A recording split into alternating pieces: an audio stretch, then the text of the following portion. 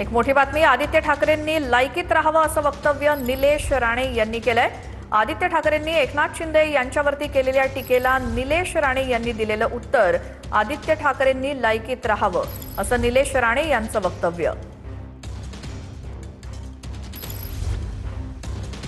आदित्य ठाकरे ज्या पद्धतीने भाषा करतायत, एकनाथ शिंदे म्हणून एकनाथ शिंदेंचा उल्लेख करतायत। एकनाथ शिंदे पण म्हणाले की त्यांना समजवा। आदित्य ठाकरेंना लाज वाटली पाहिजे। एका वडिलांच्या वयाच्या व्यक्तीबद्दल, ते माजी मुख्यमंत्री आहेत, जसे त्यांचे वडील आहेत माजी मुख्यमंत्री, तसे एकनाथ शिंदे पण माजी मुख्यमंत्री आहेत, आज उपमुख्यमंत्री आहे। तुझं वय काय? किती बोलतो तू? बघा, झाकली मूठ 1.25 लाखाची असते। एकदा हात सुटला ना, मग कोण कोणाच्या आडनावाचा नसतो। आमचा तोल जायच्या ह्याच्यामध्ये वाट बघू नका।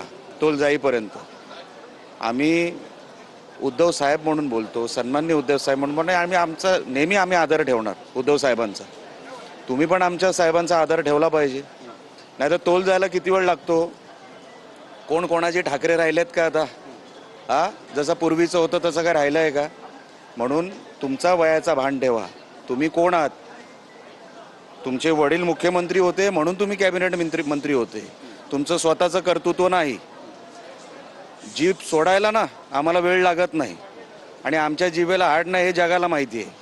नको तर शहाणपणा करू नका, अवकातीत राहायचं आणि शिस्तीत बोलायचं।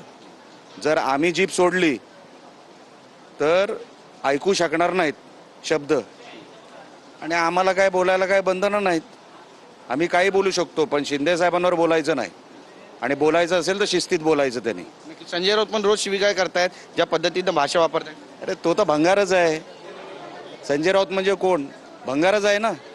भंगार दुसरी कुठली भाषा बोलणार आहे? बातचीत केल्याबद्दल कॅमेरा पर्सन योगेश गुरवसे, गिरीश गायकवाड, TV9 मराठी, मुंबई।